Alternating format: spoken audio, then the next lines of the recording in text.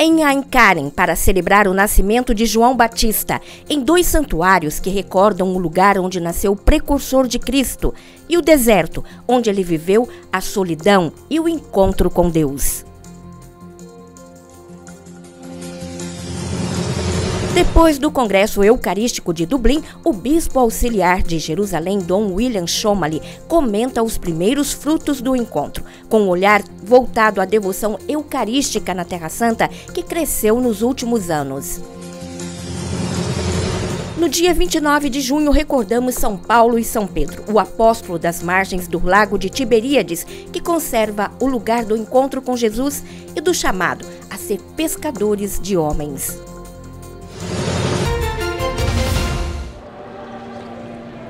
Bendito seja o Senhor Deus de Israel, porque visitou e resgatou o seu povo. A oração é escrita em todas as línguas na entrada do santuário de São João Batista, por onde passam os peregrinos em Aincarem. No dia 24 de junho, o dia dedicado ao nascimento do precursor de Cristo, ressoa a oração no lugar onde se faz memória do acontecimento, o cântico de Zacarias, cheio do Espírito Santo.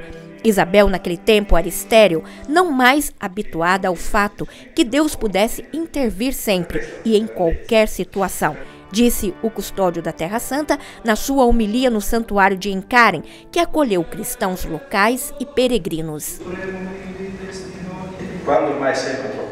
Quando parece que tudo acabou, que está tudo concluído, quando humanamente é impossível, acontece a intervenção de Deus para dizer que não é você, que não é o homem, não é Zacarias e nem Isabel, mas é Deus, o Senhor, que realiza a obra, que a realiza próprio onde parece não ter mais esperança.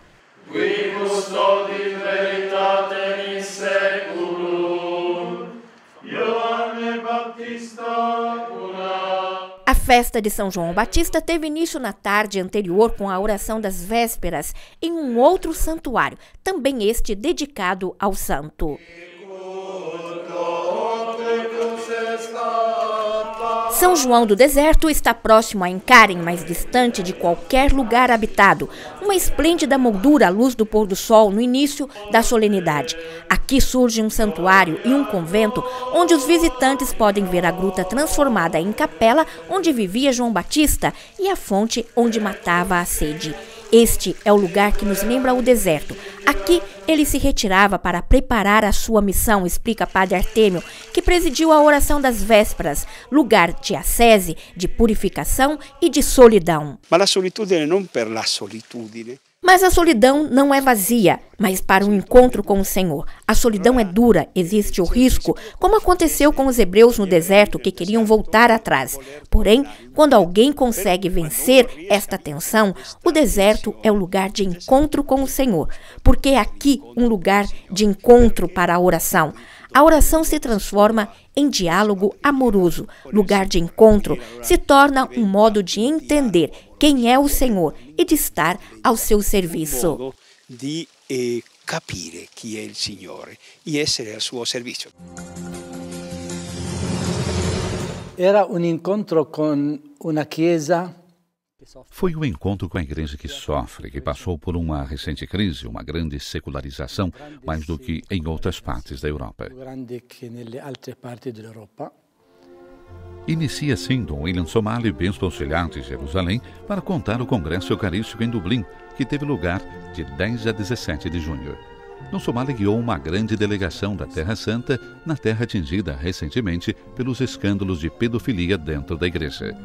O segundo Congresso Eucarístico foi também uma ocasião para compartilhar a maior riqueza confiada à Igreja. Siamo andati veramente da uma parte in onore dell'Eucaristia. Nós fomos realmente, de um lado, para honrar a Eucaristia, para aprofundar a nossa reflexão e devoção à Eucaristia, mas também como ato de solidariedade para com uma igreja que está sofrendo muito. Que está sofrendo muito.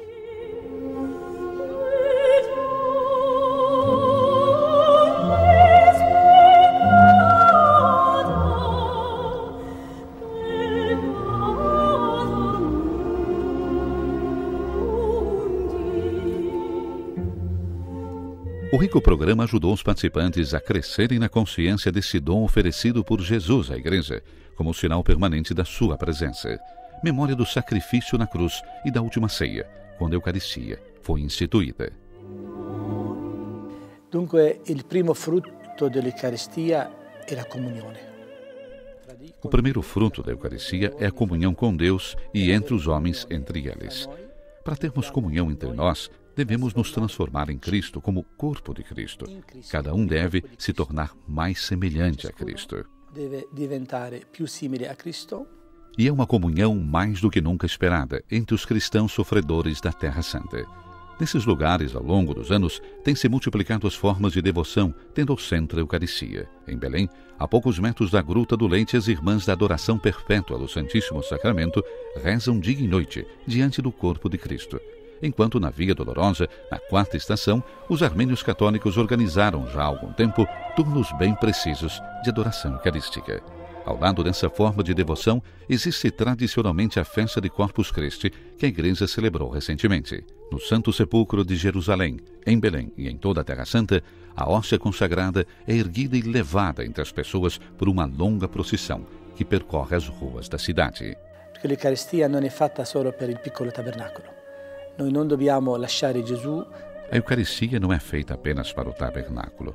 Nós não devemos deixar Jesus prisioneiro do tabernáculo. Jesus veio para consagrar o tempo e o espaço. Quando realizamos uma procissão e levamos Jesus pelas ruas de Belém, no fundo, nós dedicamos toda Belém ao Senhor. Tutta Betlemme al Signore. No centro da vida da Igreja está a presença de Cristo no sacramento da Eucaristia, a pequena hóstia branca que alimenta a fé de cada cristão. Tornem-se o que vocês receberam. Vocês receberam Jesus Cristo na Eucaristia. Tornem-se corpo de Cristo. Tornem-se unidos.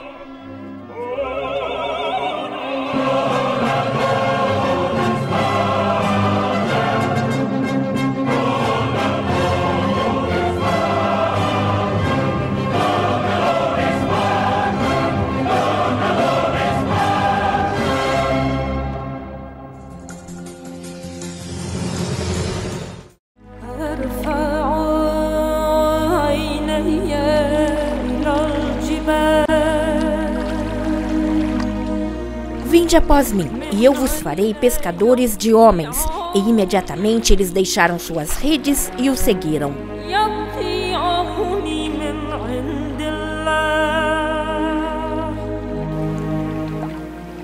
Mar da Galileia, Lago de Tiberíades, mas também pela sua forma de harpa, Mar de Genezaré. É às margens deste lago que Jesus encontrou e chamou os primeiros discípulos. Às suas margens vivia e trabalhava Pedro quando recebeu o chamado. Deixou as suas redes para seguir o Mestre. Assim começa o seguimento a Jesus. Uma história que aconteceu em um lugar concreto, às margens deste lago, verdadeiro santuário natural e testemunha dos fatos. Pedro é natural de Betsaida, mas os evangelhos dão testemunho da sua vida como pescador em Cafarnaum. Depois das campanhas de escavações arqueológicas franciscanas, em 1894, os restos da antiga cidade vieram à luz e, com esta, graças às escavações dos padres Virgílio Corbo e Stanislau Lofreda, a casa de Pedro, que os testemunhos arqueológicos dizem ter sido transformada em lugar de veneração desde o primeiro século. Sobre esta foi edificada a Basílica Bizantina Octogonal, cujos restos são ainda visíveis. Os restos são testemunhos de um culto muito antigo e sem interrupção na casa do apóstolo, onde Jesus foi hóspede, onde curou a sogra de Pedro doente com febre e onde operou vários milagres. Para proteger as escavações, foi construído e consagrado em 1990 o memorial que hoje acolhe as celebrações e as orações de tantos peregrinos. A poucos passos da casa do apóstolo, o lago, o lugar das saídas para pescar. Não longe de Cafarnaum é possível ver uma embarcação que abre uma extraordinária janela sobre o cotidiano. Veio à luz em 1986, durante um período de seca, uma barca de 8 metros, feita com 12 tipos de madeira e foi datada como do 1º século.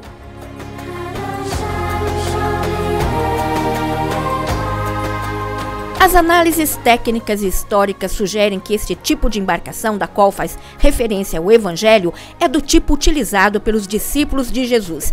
E era sobre um barco como este que Pedro pescava com outros discípulos, quando Jesus se manifestou na Galileia depois da ressurreição, pedindo a eles para jogar as redes. E depois de uma noite de pesca infrutuosa, com as redes finalmente cheias, Pedro e os outros voltaram às margens, onde Jesus estava preparando alguma coisa para comer. É Tábega, a localidade onde aconteceu o fato, onde está o santuário que conserva a pedra da Mensa Christi, do primado de Pedro.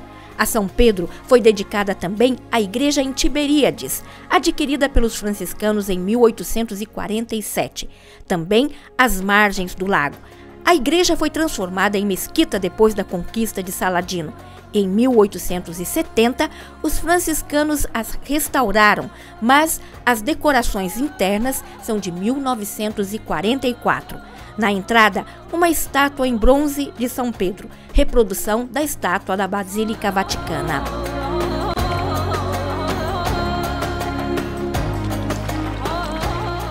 Senhor, a quem iríamos nós? Só Tu tens palavras de vida eterna e nós acreditamos que és o Santo de Deus. A fé professada por Pedro, apóstolo recordado junto com São Paulo em 29 de junho, teve o seu início aqui, às margens do lago, lugar do encontro e do chamado, lugar das suas últimas palavras ao ressuscitado. Senhor, Tu sabes tudo, sabes que te amo.